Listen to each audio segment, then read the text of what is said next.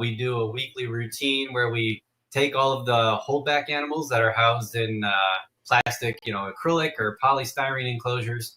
I've even got some little slings that we can feed and kind of show you how we do that. We'll highlight some of the tools, some of the tips and tricks, some of the things that we've learned over the years that work for us. I see some animals in here that have some size. A lot of these, a couple of these anyway, we're going to have to rehouse here pretty soon. Yep. Sorry, Jess is hiding, but we get what we get with Jessica. So anyway, guys, so we're just going to feed some stuff. Various species. We've got Avix, we've got Pokies, of course. We've got, what else we got here, Jess? We got some true spiders. A lot of random holdbacks. A lot of holdbacks, good sized ones. Yeah. We've got our offerings. We've got crickets. We've got roaches, and I think that's what's on the menu for tonight. Oh yeah, I need to get some red runners. Okay, Jess is gonna go grab some red runners. I'm gonna get this camera going. Let's see. Let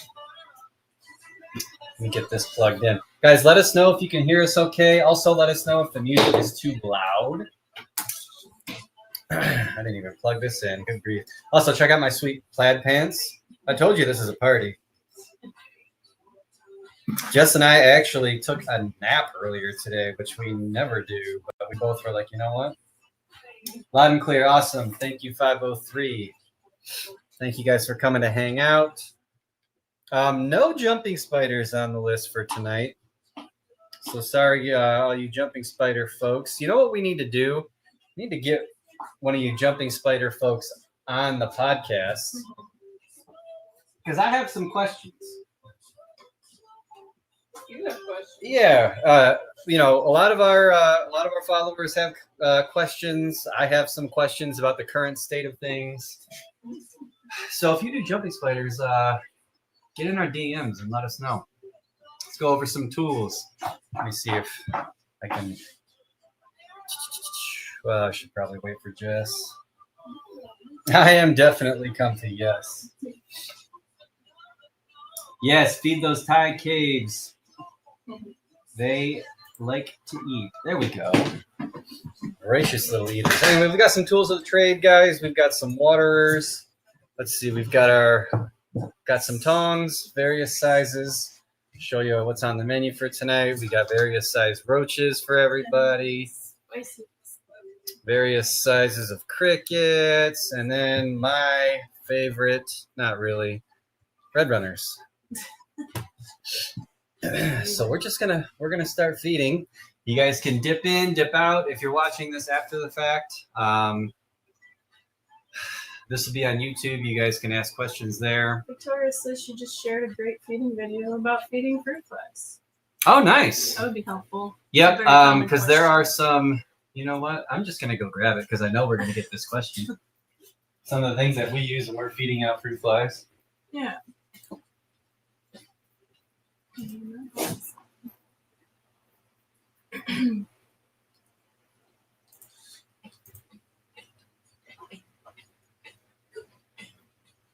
Lots of hungry friends.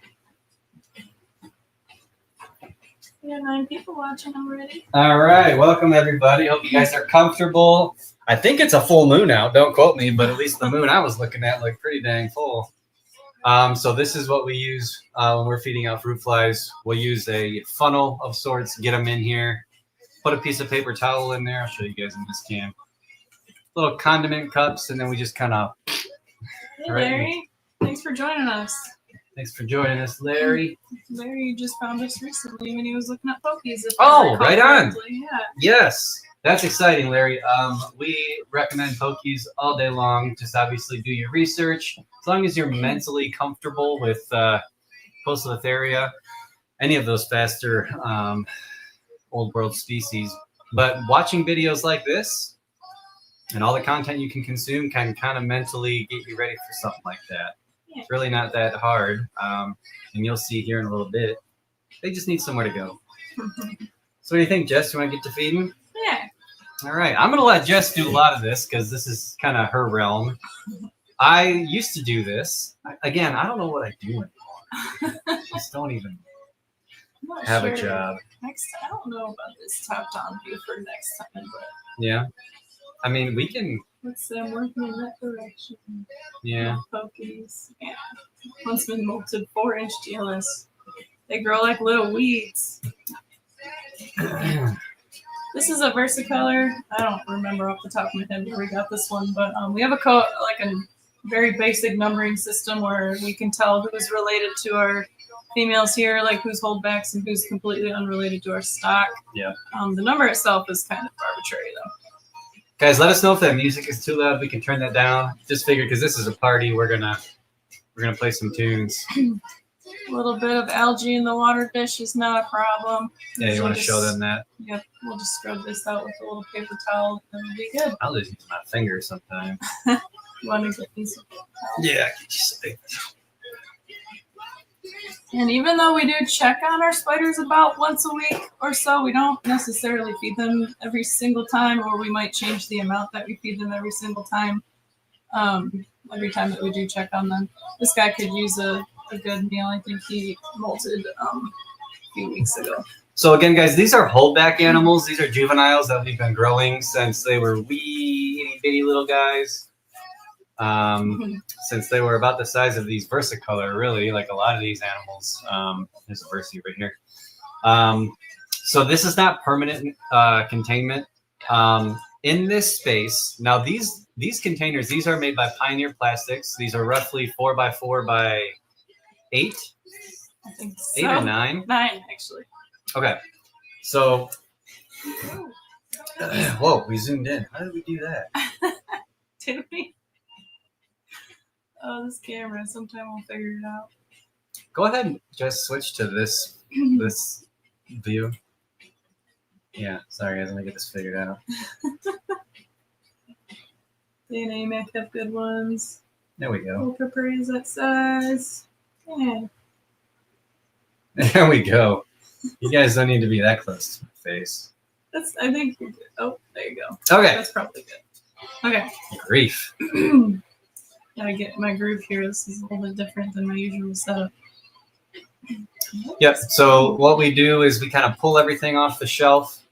Oh no, let me finish back what I was gonna say. So these are Pioneer Plastics. We also used to use the AMAC, which is a little closer, I think, to like just shy of 447. But we like these Pioneers. They have a really cool beveled edge to them. They're a little taller, so we get a little longer life out of the container. But this is what we modeled our 447 purple box out after, because we just found these so helpful. We obviously modify them, as you'll see. We modify the tops with some vents, also the sides as well.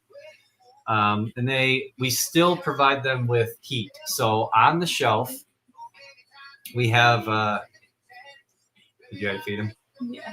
Yeah, so he already took a little roach. I mean, we can take that down and kind of point it. That's so good. Okay. It's that simple for those guys. Finish what you're saying. I'm gonna put the done ones over there. Yeah, I'll take the done ones, and then I'll take off and go put them somewhere else. We've got some assassin bugs we got to feed tonight. I've got some Celadonia, which those are very, they should be unexciting and uneventful to feed. Trying not to spook this little one, but this is a holdback Metallica that we produced 2 years ago, I think. And it's still unsexed, but I'm pretty sure it's a male. And there's a fresh molt in there, so I'm gonna try to sex that today. These Metallica, like Brian was mentioning earlier, they are pretty predictable. They don't tend to like freak out even when you're adjusting their whole enclosure like this. He's hanging out in the leaf litter right now because So leaf litter is important for juveniles. I don't care if they're terrestrial or arboreal. Lots of leaf litter. They like to hide in it. And then, of course, you'll notice, and I think just about all of these, we do have some sort of structure. So cork hollow or some sort of bark. Yeah. Yeah, try to move that so we can see. And even for some of our arid species, but for pretty much all of our tropical species, I'll just dump the old water out into the substrate unless it's really nasty. Less volume on the music. I agree. It's probably a little bit. There we go. That'll work. How about I didn't feed that one yet? Oh, I thought you fed him. Yeah. Getting ahead of myself. Changing the water. All right.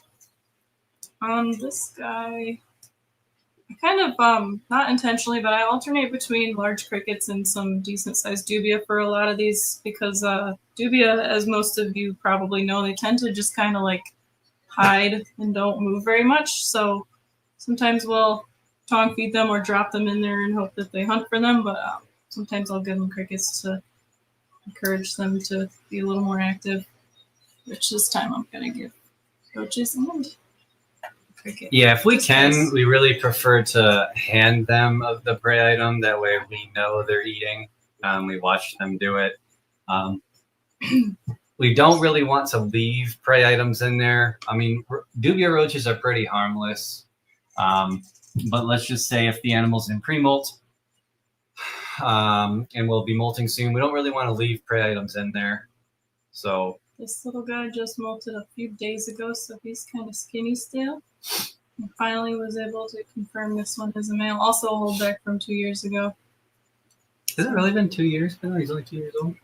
I think so. So I could be wrong, but I want to say they might be a little less. But notice, guys, at 2 years of age, now these guys all have access to heat every day. We keep our room pretty warm. Ambient temp, we try to shoot for 75. This time of year, it is a little lower ambiently, but the spiders still have access to that little warmer spot. So we get quick molts usually in between. Animals that don't like it quite as warm, we'll put them maybe a shelf below where it's a little cooler. And then with this spider, since he's up in the lid right now, I'm not going to take the whole lid off because he's not hidden. He's probably not comfortable there, so we don't want to spook him and let him take off. So I am going to try to feed him with just tilting the little lid open. I'm going to change the camera here. Top. I want you guys to see this. One downside to top open. Oh, you want me to wait? No, go ahead and turn the camera view. To not the one that's above. Just the one that's just the feed cam? No, the other one for now. Okay. Yeah, and then I'm going to give you guys a better shot of what Jess is doing. Just got to give me a second. I'll wait till she's done feeding. I'm actually quite warm down here in these pants. When June's housing 6 Metallica, we're getting out. When June, you got that many Metallica?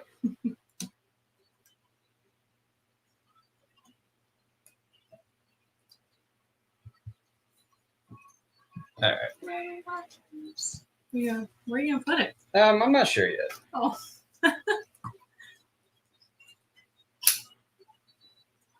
Give me a sec. All right. Is it gonna be more on my face? Because I don't like that. Yeah, I think I'm gonna put it to your right. Oh, like over my shoulder? Yeah, I'll put it over. That would be better. Yeah. Don't worry, guys. It's coming. It's got 10 Metallica. Nice. Visions of a herd of them and you with the lasso. You got gnats in this room. Yes. If you guys have hung out with us the last few shows, you know we've got the gnats are in full bloom right now. Gnats.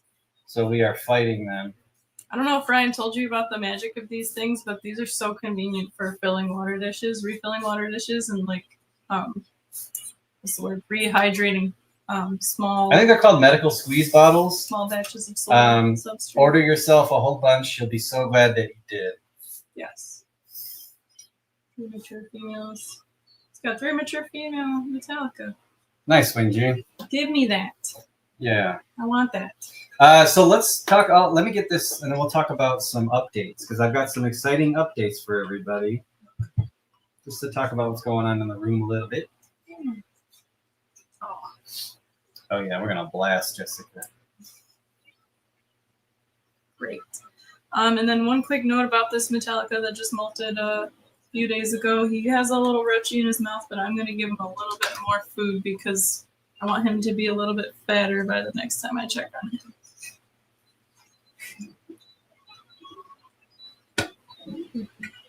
Give him some crickets to hunt when he's done. All right, with that how are we roach. looking here? A little bit better, kinda. That's, yeah, I mean, I can do like Let me turn the light down a little bit. that kind of thing. Here, me, you just hooked out. There's my help. Oh.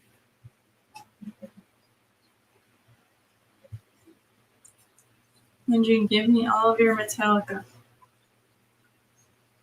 Please. All right, so you just have to watch when you're bottles zipping like that. around. We have them in every room. Yeah, wash bottle, lab wash bottles. Yeah. Yeah, that's different. We'll see how it works. Yeah, I like that better. This is a Rufalata Juvie, another male. Also, guys, I'm telling you right now, show them those headlamps. Oh, yeah, I look like Jess a is dork putting in one it. on. That's okay. They're so convenient. We pretty much live with these things on. Yeah. And this one has a red light, which is why you see a lot of our spiders. Yep. Them. In the red light. This is about as good as that's gonna get for now. That's so fine. Probably they can see everything going on here. Yeah, we'll see. We'll figure it out. This Rufalata is hanging out in the side here. Always get a view of where your spider is, even for the easier, less bolty species, just because you don't want any accidents to happen.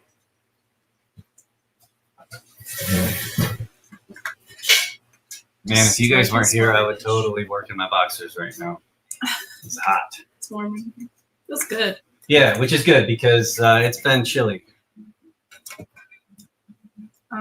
You wanna? There's a stack of little 1 ounces somewhere. Oh yeah, let me grab those and show you. This little water dish dried out with like a bolus in it, so I'm just gonna change it and wash this out later. Because that's gross.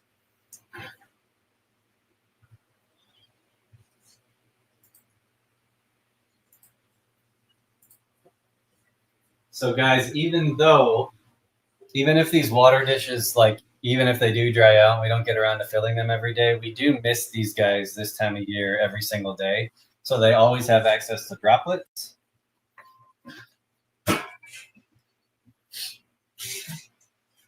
Okay. What we got going on over here? Look at how easy that is. You can mist right or fill water dishes right through the vent in the top. You don't even have to open it. Yep. It's great. Do like that. Let's check on this one's booty. He's got a pretty big booty, but I want this guy to grow a little bit faster, so I'm gonna give him a little roachy. I think I need some more roaches. Some Slightly bigger than this. Okay. Slightly bigger. Okay. Since we're doing these ones first, my larger Juvies. I'm just gonna drop that right down where he's hiding, and he grabbed it.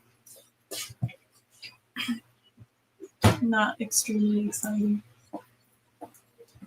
Let's show off some assassin bugs.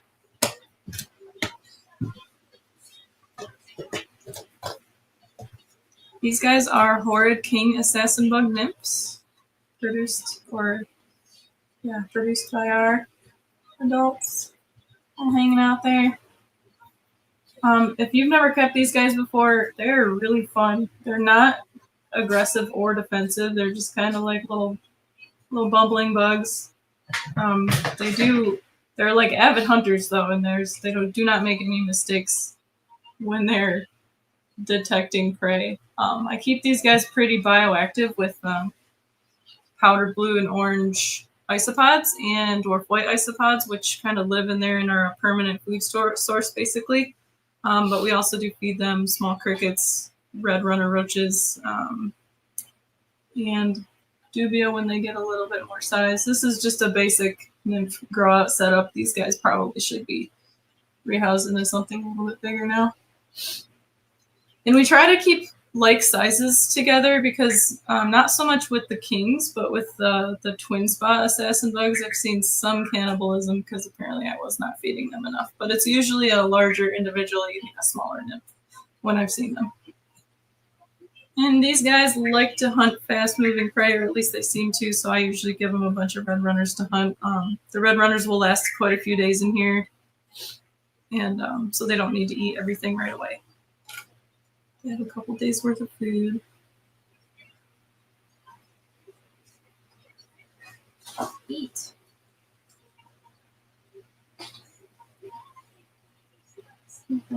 hunting.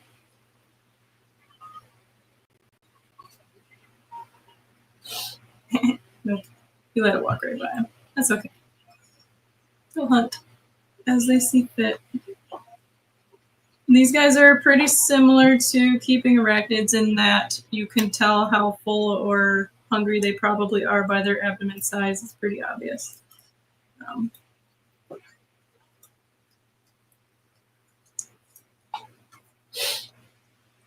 trying to grab it. Okay. Because that's probably good for him. Thank you. Oh, did you get a separate cup? Okay. 3 cups of Hershey's now. Okay. I think I'm just. I have to focus now. What? What are you saying?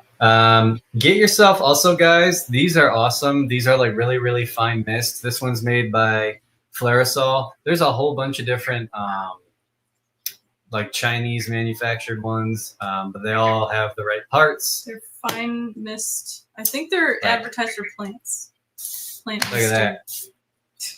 Nice and fine. Okay. Cool. Yeah, I don't know how to pronounce your name, Jinian. We are misting 70. Yeah, so spiders, for the spiders specifically, they can't drink from humidity. So even though your humidity is 74%, they do need physical droplets of water to drink and rehydrate their bodies. The humidity will help slow down the loss of water to the environment. So if you have a really low humidity, you might need to supplement with more mist. However, they can't drink the humidity. So that's something to keep in mind, even if you live in a very humid place. Yes, I'm going to go ahead and dispel that because that's another one of these myths. It's an older myth, and I think we're all moving past it. But historically, there was an argument that tarantulas are sealed and that their moisture content is not affected by the environment. That's false. They definitely lose water. And even if like the animals, so this is something interesting too, and this is what I need to talk to Becky O'Neill about. We've seen, or at least we've read some literature of animals that have large abdomens from food, or they don't necessarily look like it, but they can die of dehydration. So even if the animal has a large abdomen and they're being fed, still offer them droplets, still offer them water. Yeah. Because they do lose water content. They absolutely do. So we want to make sure they always have access to water, especially this time of year. Yeah. Plus, we still don't really understand much about how impaction works and what the relationship between impacted food and hydration is. I have a feeling that there is a relationship, but don't have enough data to really come up with a conclusion for that. Yeah. I do think chronic dehydration is a thing too, but once again, I just can't prove it. This has not happened since, but I did lose a female Metallica, a beautiful one, a large one, to impaction during, this was earlier, this was years ago, but I was cycling them, it was real hot, it was dry, and she suffered from impaction, and she had access to a water dish. That's actually how I found her and saw that she wasn't doing well. She was like sitting pretty much in the water dish. So now, even if I put my animals through a dry spell, particularly pokies, I still make sure I mist them every day, so that if no matter what, they have access to water. I will never let that happen again. Larry, we definitely do not buy into the theory that misting leads to sudden arachnid deaths. We mist almost our entire collection anywhere from 2 to 4 times a week, sometimes daily, and our mortality rate is very, very low. Yeah, I would say our mortality rate with all the animals we have in this room is less than 1%. Definitely less than 1%. Yep, and really, it's human being high.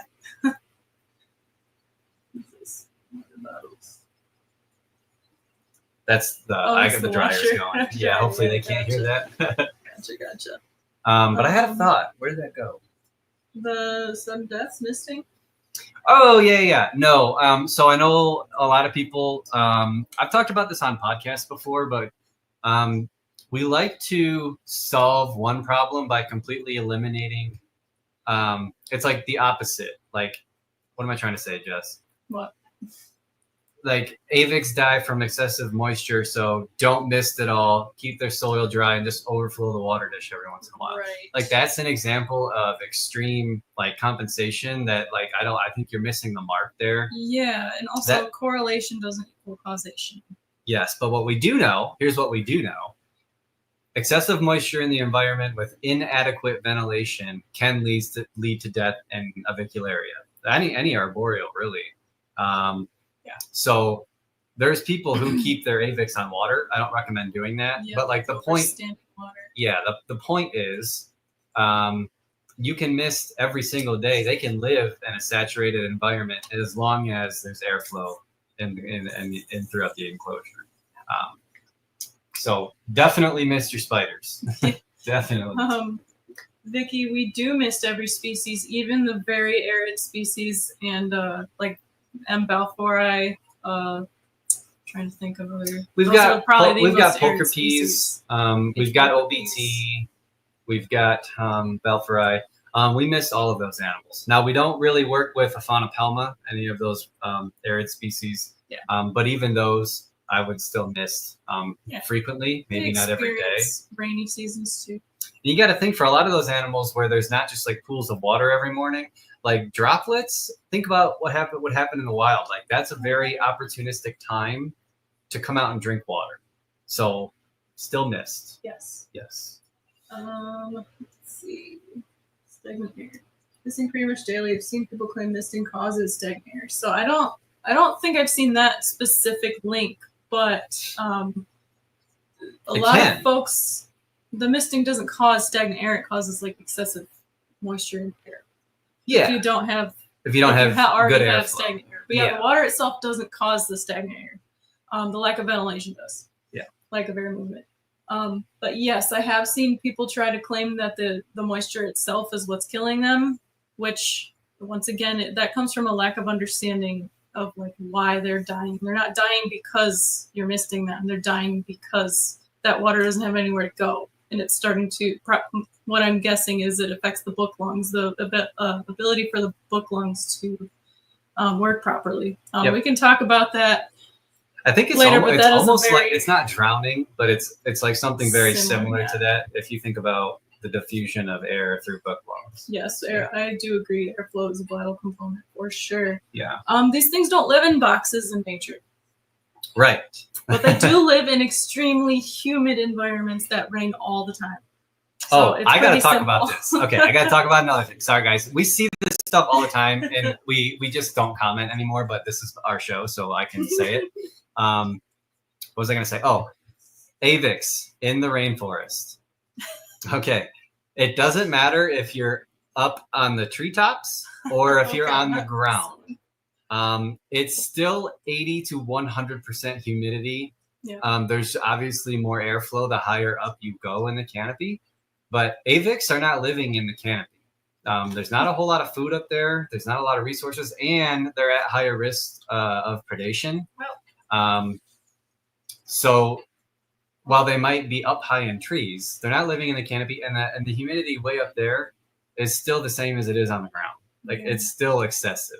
And if I have to prove that to you, I can get data that some of my zookeeper friends have collected from where avics live. Yes. Not for avics, but for frogs, but it's the same environment. Trust me, it's still very humid. It's still miserable. So yeah, one of the craziest pieces of false information we've seen recently was that they're living up above the canopy, and that is a quote, where the humidity is much drier. A fun little source of information that I really like to use is iNaturalist, iNaturalist.org, I believe.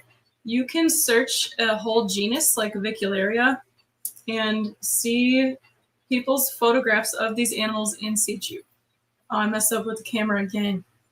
But these animals, most of the animals that are recorded, I think I zoomed out actually. I might have already zoomed. I think you zoomed. No, this looks fine, right? Yes, literally, they said above the canopy. It's fine. Okay. But if you search avicularia on iNaturalist, easily 75% or more of the instances of people finding them in nature, they are easily within 4 feet, maybe 6 feet of the ground for like At night anyway. At night anyway, yeah, of course. But that's where they spend a lot of their active times anyway. And at night, guess what? The humidity rises even more than during the day. Wait, are we talking about Avix or Joros? So I don't know a whole lot about Joros.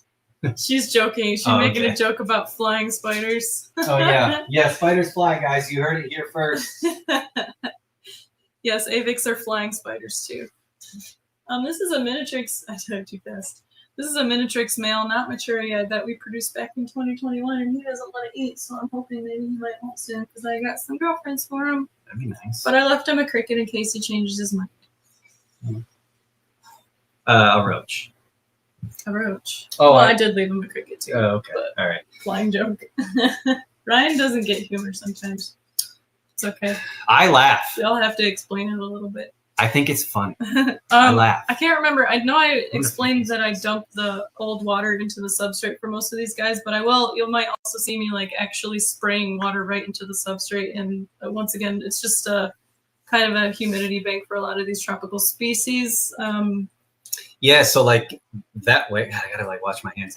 But like behind or in front of us, behind you guys, is our air handler, and that's pushing out a lot of air, warm air.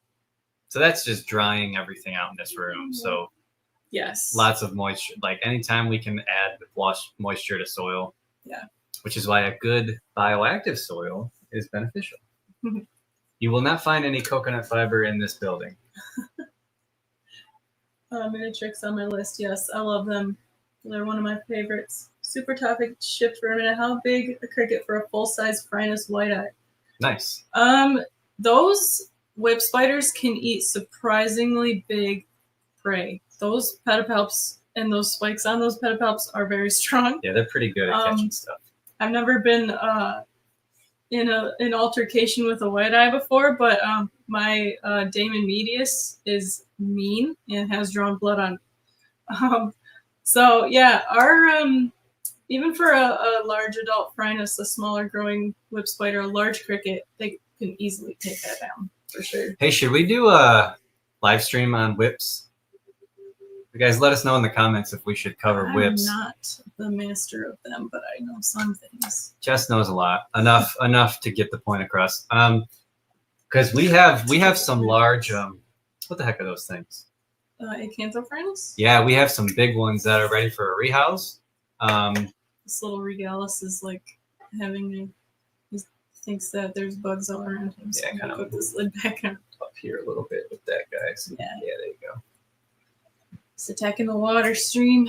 We're not gonna lie, guys. Sometimes things kind of go up and out. Sometimes, and that's okay. The biggest thing if you have a little runaway is don't freak. Like you got to train yourself. Don't react too quickly. Yep.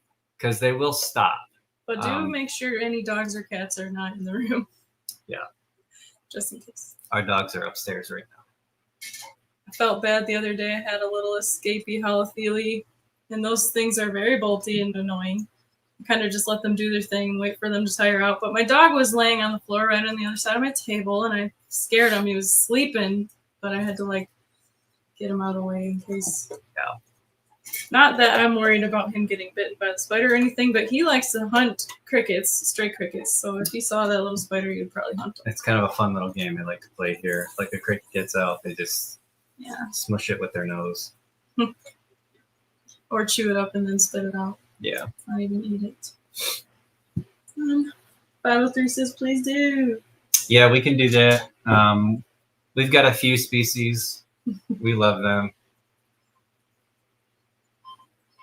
Yes. Look at that mouthful. Here, show him this guy real quick because he came out with that mouthful.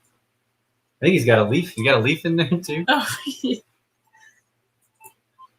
Got a mouthful of roach. What species is that? Regalis. Little holdback male, unrelated to all of our babies. And he's got a piece of moss in there. He went for it. There was something else I was gonna say about the Avix, but now I can't remember what it was. The other like we need to do a whole super stream on ridiculous, the other super ridiculous claim that somebody made other than flying above the canopy. Yeah, Can't remember. But yes, iNaturalist is a really good resource for looking up what kind of He's just things hanging out. wild spiders. So this is normally what we see at night. They come out right on the outside of their little hollows and kind of wait for food. Guys, look at how photosensitive it is. But notice, they're just hanging out right on the outside of their cork. Nighttime is a really good time if you have the time to feed everything because everything wants to come out and show themselves. I kind of want to show you guys. This one has a very established little. He lined the entire entrance of this cork bark with dirt and has a little hole right in the middle. So I'm actually pretty confident that if I take the lid off of this, he's going to go right in there if he wants to. I'm not too worried about him like trying to fly out or anything like that, but I'm still going to be careful. So notice how Jess in some situations doesn't take the lid all the way off, just kind of cracks it a little bit and then offers the prey item through that little crack. So you're minimizing the amount of space, which I'm not good at, that the spider might use to get out. If you spook him. He jumped for it. Nice. I wish you guys could have seen that. Posties are my favorite genus. Yeah, look at all this. We have a lot of pokies. We have a lot of Avix. Freelance Human Being says they use the Barina LED lights thanks to you. And hey, nice. Their pokies love them. I'm telling you, man, those lights, it's a bummer. I wish Barina would sell them individually. It is kind of a bummer that you have to buy a whole package of them.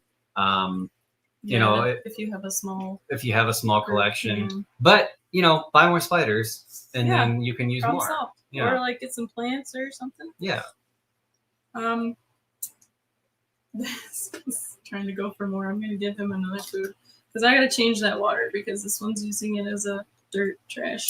Yeah, a lot of times guys they'll throw their bolus in the water dish. Try not to let that sit for too long because it does get kind of gross.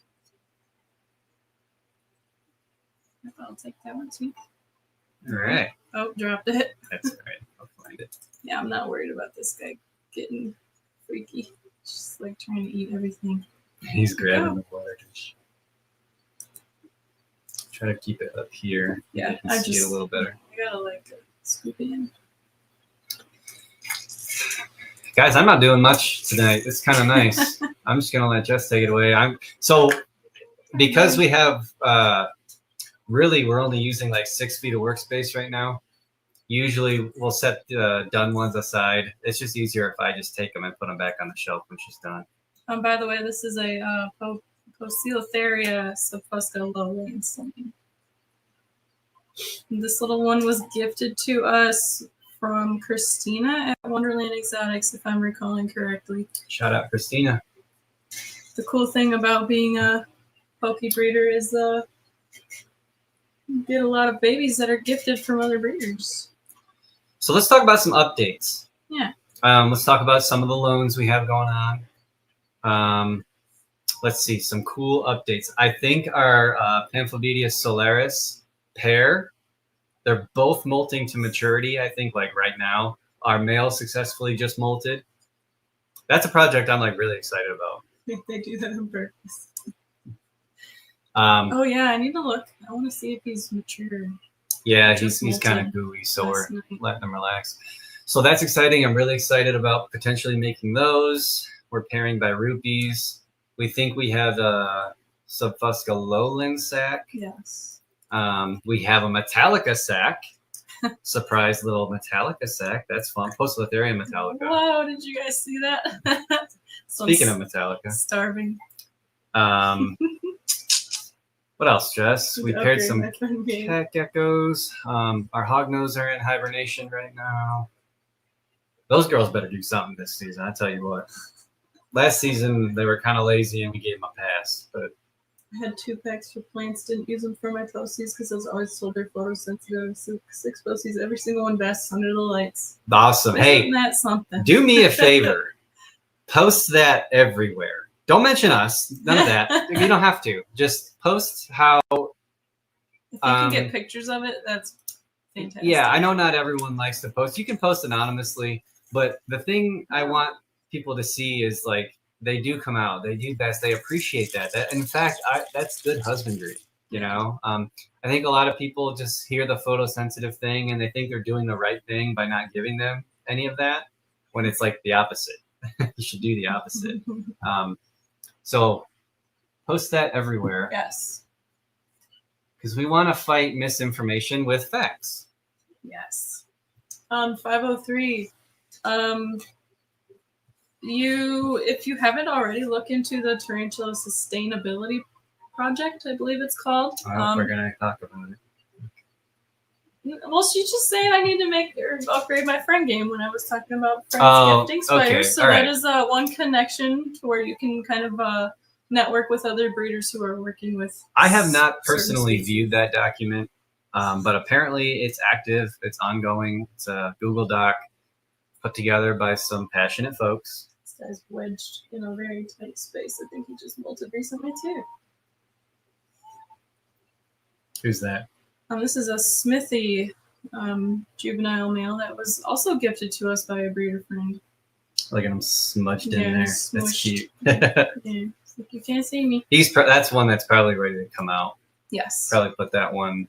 So like, what's cool about this too, this size, you can go to something like a 6x6x9, but at this size, I would go straight into either a 12-12-18 or an 8-8-12. Can you give me the full one? Oh yeah. That's one reason why I like these Pioneers, is because once your animal's ready to get out, you can go ahead and jump it into something much larger, depending on the species. And we do purposely try to reduce the number of times we have to rehouse something, just because it's unnecessarily stressful for both of us. Yeah. Both us and the spider. And like, if you can put these in a 12-12-18, this is why I like that size. You can literally take the lid off of one of these Pioneers and just set it in the tank and let it come out when it's ready. And this guy, since he's like pretending like he's hiding, I'm just gonna throw some crickets in there for him to hunt when he's ready to come out. Pigs without fill, they love the lights, love seeing them out. Yeah. It's so much more enjoyable to put them under lights and see them. Yeah, and it's not putting them in an unnatural situation. You're giving them the opportunity to, what's the word? To like behave naturally. I would say the caveat is they do need somewhere to go. Yes. So obviously, with the bright light, give them the choice to escape the light. Yeah, give them. Yeah. Yeah. Just like in the wild. And give him a bunch of crickets because he's a little skinny. Because he molted recently. I think Candy's already trying to grab some. He's wedged in there. He has wedged himself like in there. All right. Do you think 18-18-18 is too much? No. Well, it depends on the species, really. I mean, I still think no, period. But it all comes down to what you fill all that space with. Yeah, so I do see a lot of that, like too much space is a thing. Like empty space. But they don't say that. See, there's nuance to all of this. Yeah. You can put something in a 120-gallon aquarium, but you just have to give the spider things it can use, and then also simultaneously, like, you have to be able to keep track of the spider's behavior in something that big. But if you can do that, don't let anyone tell you something is too big.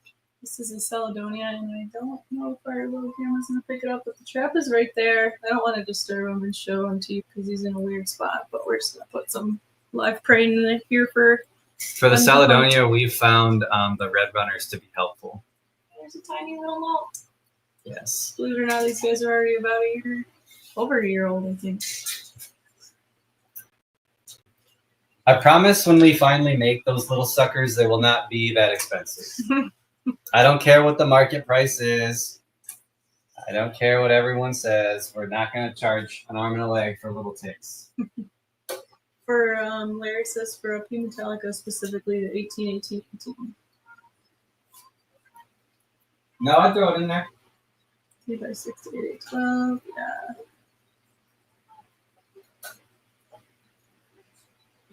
Yeah, I like using more space than is necessary because then you can make a cooler build. And when your spider hides for 23 hours a day, sometimes you want a nice little display to look at like that. And what? Well, and if you're using heating elements, more space Yes. means more thermal regulation. So keep that in mind too. Yes. I'm just gonna put some little 1/8 inch crickets in here for the Celedonia to hunt. Celedonia can be very, very shy, very averse to interaction. Sometimes we've been successful being able to tongue feed them when they're, oh, he grabbed a cricket already. Nice. It's funny. But they do prefer to hunt without, or at least they seem to prefer to hunt without intervention. I'll take that one over there. What was that? It's a dog upstairs. Oh. Getting rowdy. Yeah. What's this? None of my thought, yeah. Oh, this is my other Minitrix male that we produced back in 2021. You might be molting. We do have terrestrial species too. A couple. Maybe we'll grab some of those. Yeah. Oh, yeah, you can grab some. They're mostly on this, those two shelves. You might have better. That's fine. Going around the other side too. Oh, yeah. We have some whips. Guys, we could be here all night. I don't know if we want to keep y'all that long and keep this going, but we could literally be here all night feeding stuff. This will definitely carry into tomorrow. So this is something interesting, and this is kind of a joke that Ryan and I just have a little internal joke between us because we see a lot of interesting comments on things. But this Minitrix is actually hanging out down here, way on the ground. He made this little web tunnel all the way up here. But he's still an arboreal species. Yeah, he's not broken. He's not broken. There's nothing wrong. It's just doing spider things. He probably retreated when we brought him out into the bright light after the lights all turned off.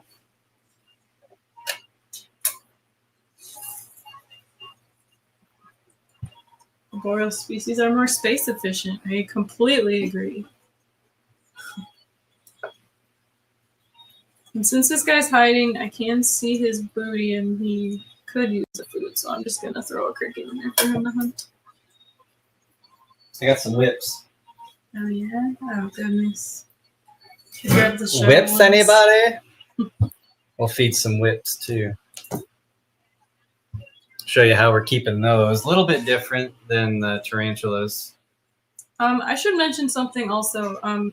We don't typically go through the next day and remove uneaten prey. That might be a little bit controversial.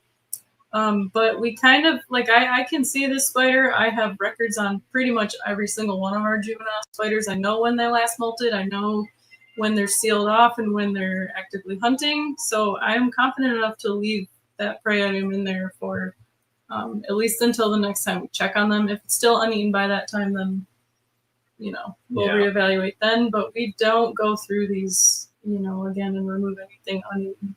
We haven't had any negative because we're keeping an eye on which is why stuff. we still do that. Yeah. Plus we have these guys on shelves that we can look at pretty much 24/7, so we can monitor if anything goes wrong too. You want to tell them about these enclosures? Yeah. So these are modified cereal containers that I bought for Project Safety Net. These little sockets in the top. And again, I was expecting 100 ogre face spiders, and I got 22. And one on the side. I see his little whip right there. It's at the bottom. I don't know if you guys can Might be able to take the hollow out. Yeah, these guys are shy, but they tend to just freeze up. Anyway, so these are pretty cool. I just got these on Amazon. I forgot the size of them. It's about 4 by 8 by 10-ish. Yeah. But they work really well. Also for crested geckos, we've been Babies. raising some babies in those. Not bad. Yeah. They fit. They're nice and narrow, so they fit nice on a shelf. But same thing. We have the Barina lights kind of suspended over the top of these, so that everyone kind of gets warm.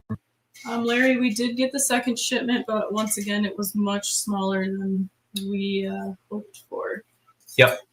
unfortunately. Yep. So again, total, I think out of the first shipment, we got like 11 or 10. Yeah, I think it was less than that. Anyway, we ended up with a total of 22. Yeah. But, my friends, we have over a dozen egg sacs out of the ogres. So 2 dozen down I there. think we have like 2 dozen. This is a Damon Johnstonii. These guys are, I still see a lot of kind of misinformation on whip spiders in general being like tolerant of handling. They're really calm, stuff like that. But in reality, this animal is freezing because that's kind of their method of Not defense. freezing cold. The freezing up is what I meant. They are not typically defensive or aggressive, but they try to camouflage when they, as a defensive mechanism. So we don't like to do that very often to them. We don't handle them at all unless absolutely necessary, which is pretty much never. Yeah, they're so like... they're very secretive and shy. Yeah. Love them. They're amazing. But the fun thing is when you leave them alone, you get to see all the really cool behaviors and senses. Especially when the lights go out. Boom. Yeah. Like they'll come right out in front and kind of stretch their wicks around. It's awesome. I have a ton of those because my wife is addicted to cereal. Oh, hell yeah. Fruity I have the Pebbies. same cereal boxes for my pantry. Heck yeah. They're great. Put some soffits in them. Yeah. They work. Most whip spiders inhabit microclimates that are super humid, and they might come out at night when they hunt into still pretty humid climates or habitats. So we keep ours on the pretty... Most of them. I think there are pretty some humid arid side. species. There are definitely a ton of arid species from the Middle East, but I don't believe any of those are in captivity. But most of the ones that are in captivity in the hobby are tropical species. Yeah, 503. I just don't handle mine. I once again I have this Damon Medius who is just mean. If you just like tilt her cork bark over like I do every once in a while, make sure she's alive, she's already like threatening me, like doing push-ups, like leave me alone, I'm gonna hurt you. Here's the downside. The access to this, like that snap trying to get into them kind of scares everything. Yeah. I should also mention the only time I've ever handled that Medius was when we moved from Michigan to Tennessee. I had to get her out of her old enclosure to make sure she wouldn't get crushed by anything, and that was the time that she drew blood on my hand. It's like message received. Got yes. I'm sorry, I'm doing this to help you. That last one was the Johnstonii male, right? Yeah. And then here's another smaller male of the same species. These are an African species. They get very big and very intimidating, but they're pretty chill. They're not nearly as chill as the Damon diadema that we work with that you guys might know if you've been following us for a little while. But these guys are super rare in the hobby. I'm only aware of a couple folks who are working on breeding them at all. So hopefully within the next year or so, ours should be big enough to breed. That was another species that we were hoping to get in our last Cameroon shipment. And once again, bad news on that front. We've got 0 of them. But that's okay. We have a good small population here and are working with a couple other breeders. Here's another holdback Metallica from 2 years ago, I believe. Just pick them up on the bark. Yes, exactly. Sorry, no more cereal babe, only whip spiders. Oh. Yeah, maybe we'll only just do this one shelf. Yeah. Because we have 4 shelves, and we only have 1 on the table. You molted too. This Metallica molted. Huh? You probably can't see down in there. No, I don't. He's already done. Too. I don't want to disturb him too much. But there's a molt right in there. I'm gonna pick out 6 later. This is one of our last ones to be sexed. You guys might have heard me say this before, but we held back 15 or so Metallica from that sack, and so far 12 of them are males, I think, or 11, and 3 unsexed. Thank goodness we held them all back. Something like because that, if we sold all of those and they were all males, people would be like, "Yo, yeah, what are you doing?" Yeah, we sold all the females. And from our past experience with Metallica, it's been pretty 50-50. I don't think that's that was just a coincidence that we have many mice. Can you show them? Can you feed a couple of these little Bercy babies? Yeah. And kind of show them how they will take from tongs like pretty sizable prey items. Yeah. Need males. Me too, Angie. Me too. We'll just have to take a trip to Cameroon. Yeah. Yeah, I don't know. How I don't know much safe Cameroon is. I don't know. I don't know. Maybe it's fine. Travelers and biologists, but I would like to go. I want to see what the heck the Danopus do most of the year. Yeah, I still can't get a clear answer. Like, I hear that the habitat is forested for the netcasters, but I just don't know much. Yeah. This Metallica molted, looks like it molted at least a few days ago. It doesn't look super gooey, but just to be on the cautious side, we're going to give him an extra few days to harden up before I give him any food. Because they sometimes can break their fangs if they get a little too hungry before their fangs completely harden.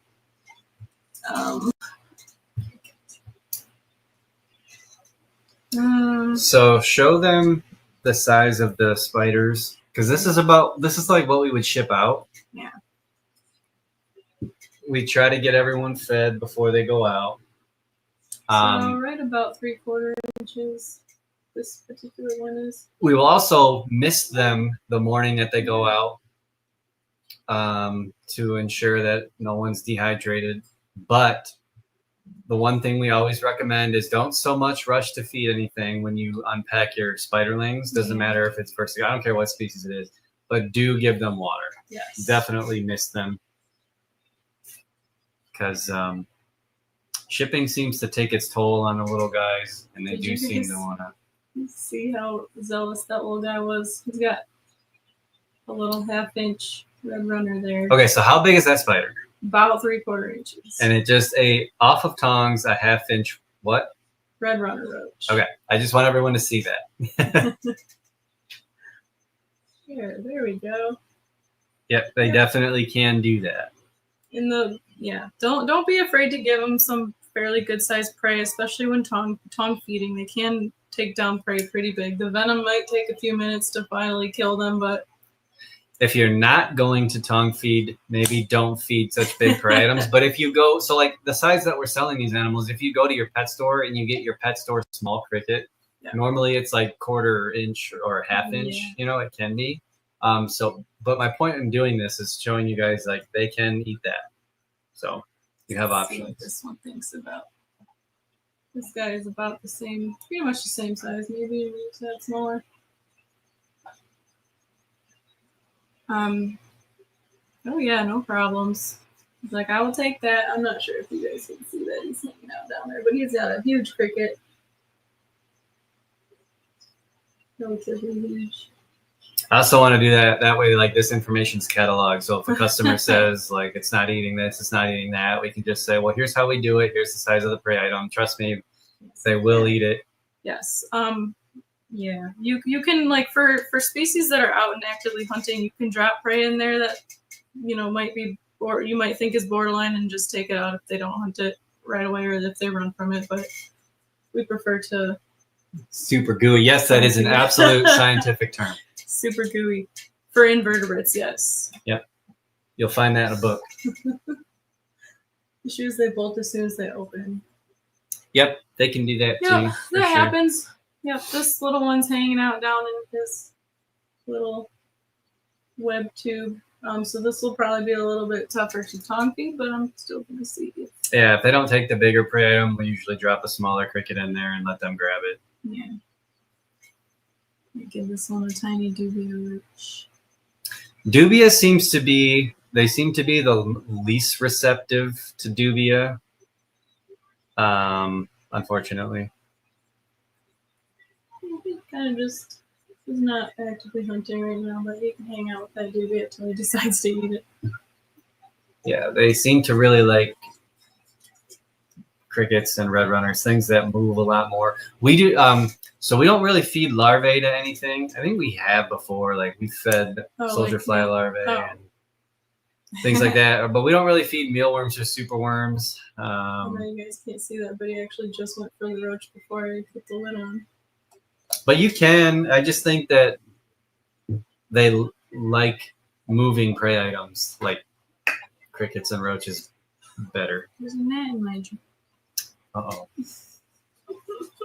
That and a drink, y'all. Party foul. I gotta do Here, I'll like feed that. the. I'll feed the. I'm gonna feed something, y'all. Yeah, you do something. I'm just gonna feed these assassin bugs. Oh. Give them a little miss. Da da da. Oh, how annoying. So another pro tip: cover your drinks when you're in the animal room. Got in trouble at my last job working with animals because I had a drink on the same table that I was working with some animals with.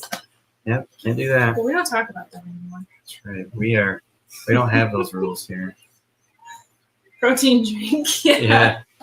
0.0001 grams. You didn't even have to pay for that extra protein. Yeah. All right. Still trying to get this gnat out of me. There we go. Gosh. Okay. All right. Hey, here's some terrestrial species. This is fun. Yes.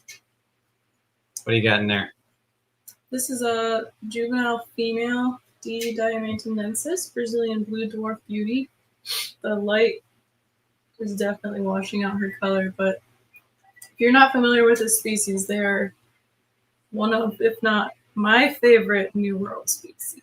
Maybe. Come up here a little bit more. I'm just going to take the lid off. I don't want to speak here, though. Yeah, Jess does really well with those guys, and they stay small. Like, they're just awesome. Awesome little package.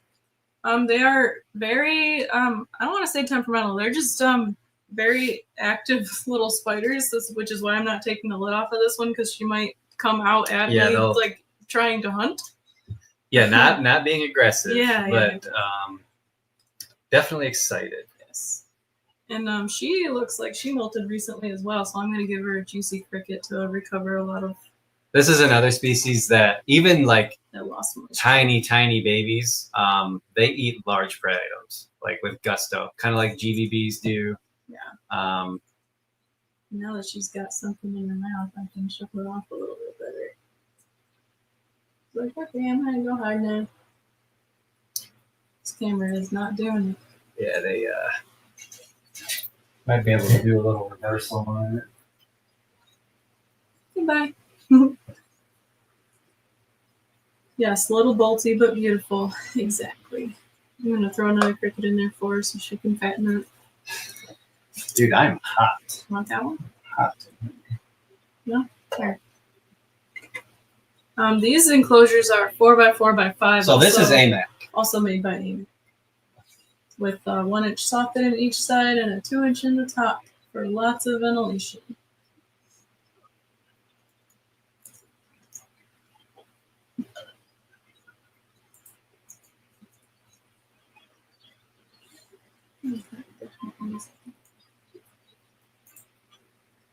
All right. What are you doing over there? Well, I was going to put that back for you. Oh. I can't remember where that female came from, but she is unrelated to all of our stock. So she is a holdback for now. We like to hang on to a couple small females in anticipation of retiring our older ones. Can you do me a favor? Yeah.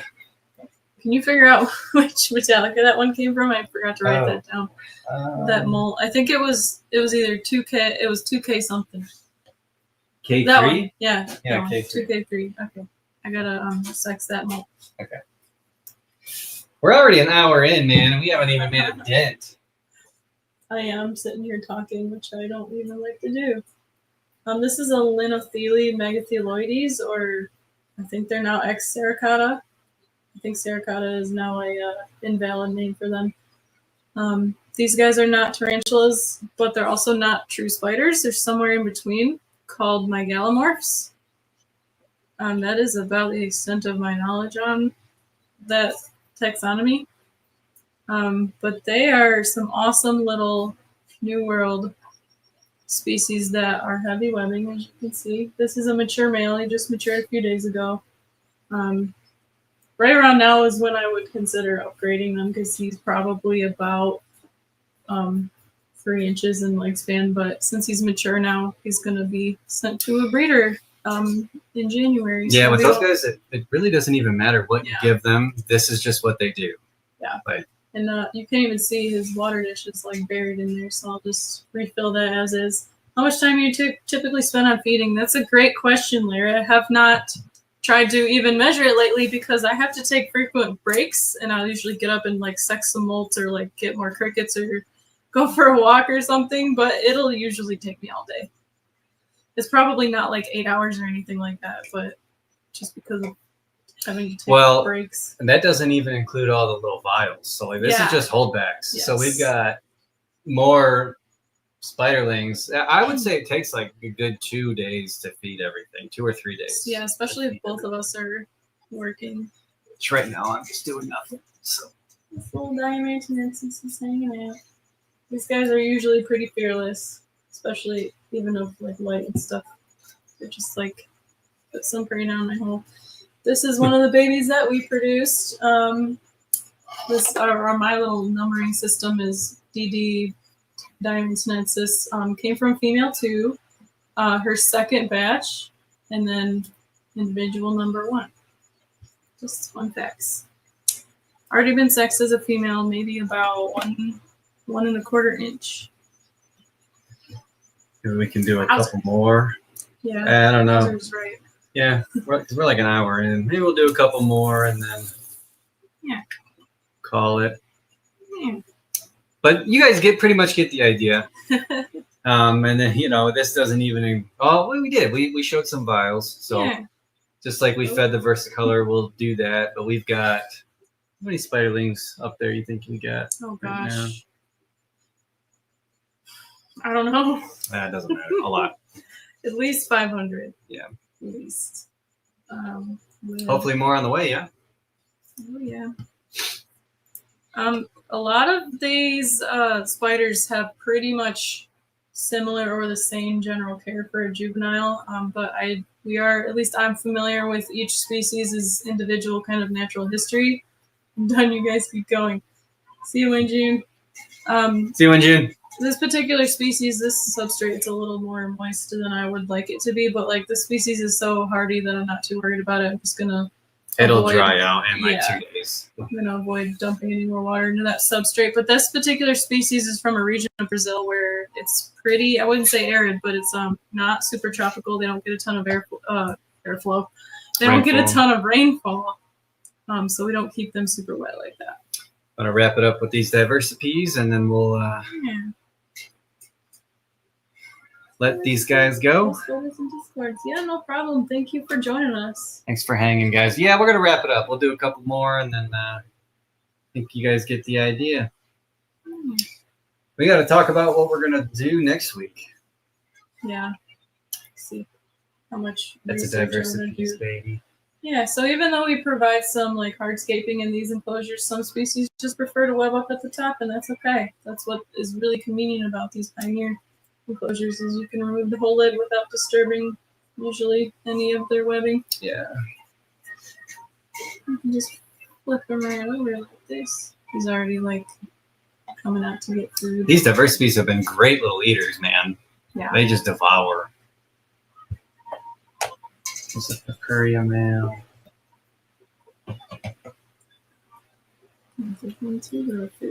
Little chunk in there. I think he's gonna get ready to molt here soon. Whoa! You probably may have heard us talk about sending a roach crawling towards a spider, which is you probably didn't really get to see that very well, but which is what I just did. Instead of handing the prey item right to them, you kind of poke the roach so that they start crawling directly towards the spider. That works too. Yeah. All right. What do you think? Is this guy gonna molt? No, he'll probably eat. See if he'll eat, and then we'll call it. We'll call it a night. A lot of our arboreal species, at least the juveniles, they don't ever refuse food, no matter how close they are to molting. But if they look really fat, really swollen, like all sealed off, then I won't bother. But this guy's little web tunnels are all open still.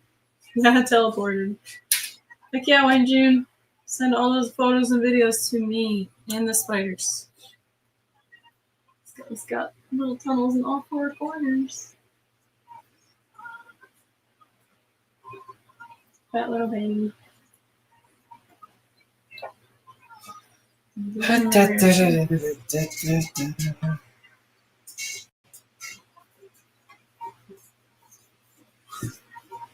Oh boy, I am definitely putting on less clothes here in a minute. Yeah, you wore the warm pants. Yes, I did.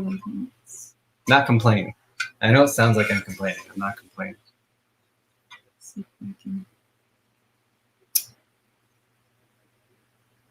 It's like, no. Yeah. Oh, there he goes. Boom. Yep.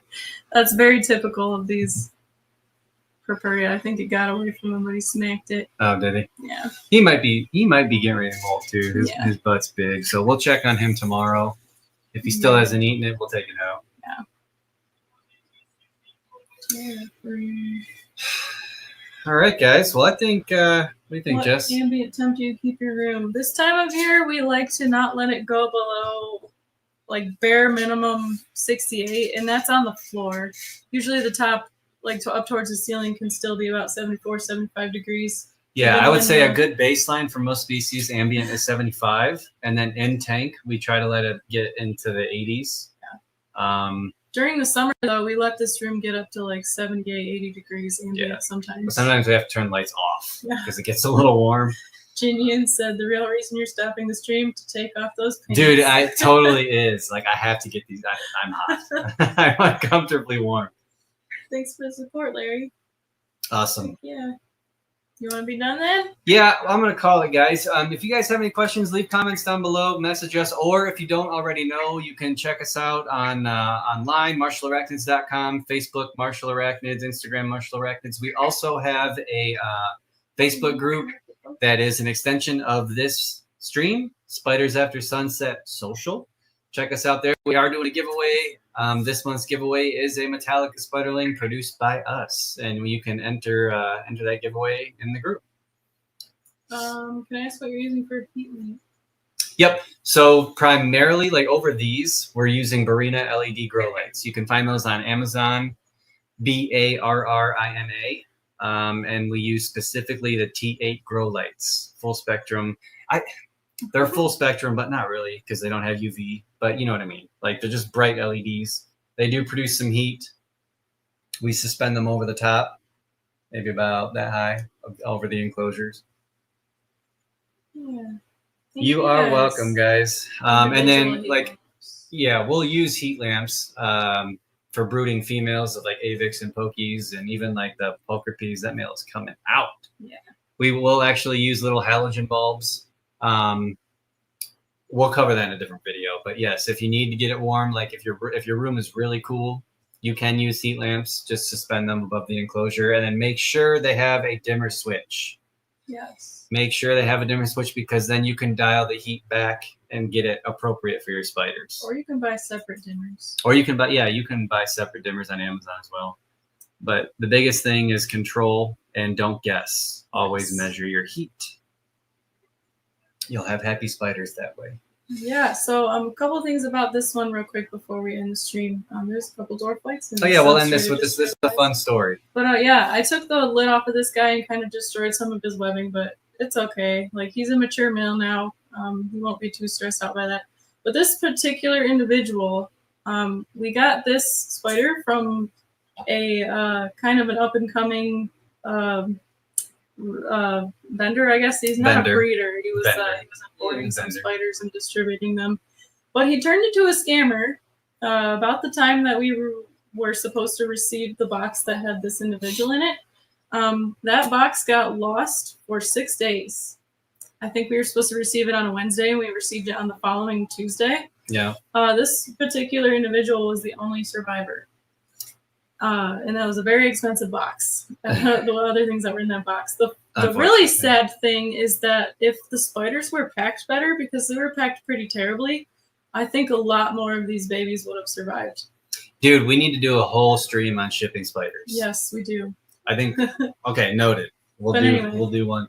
This guy's a survivor. He's unrelated to all of our stock. He's going to hopefully pass on some genes this upcoming breeding season. Yeah, he was just a third instar baby. half dead. Like he couldn't move right for a long time. Yeah, we weren't sure if he was gonna make it, but here he is. 3 years later, I think. He's about to get it done. Yeah, it's sad, but it is what it is. We had to file some PayPal disputes with the person, and they're no longer in business. Yeah, the no fun stuff that no one likes to deal with. Yes, but it happens. He survived, and he's healthy, and he's gonna make some babies for us this spring. So yeah, he's a tiny little guy too. He's like 2.5 inches. Yeah, he's a little guy. But that's okay. All right, everyone. Well, I think it's gonna do it. Thank you guys so much for hanging out with us again. MartialArachnids.com. I think I turned this. Doesn't matter. You know, whatever. MartialArachnids.com. Spiders After Sunset Social on the Facebooks. That's all right. And I think we'll call it, guys. Next week we'll announce. We'll figure out what we're gonna talk about. I have no idea. Let us know if you guys have any suggestions. We can do one on shipping. We can do whip spiders. Thank you all. We can do AVIX. We can do heating. We can do lighting. We can just keep talking about that. Yeah, make it effectively part 3 of our heating and lighting series. Anyway, speaking of which, oil-filled radiator heater. Those are awesome in the background there that you're not supposed to see. But if you guys, that one's made by DeLong High. Highly recommend that. Nice passive heat. Those are great. Okay, love you guys. We'll see you next time. Bye. Peace.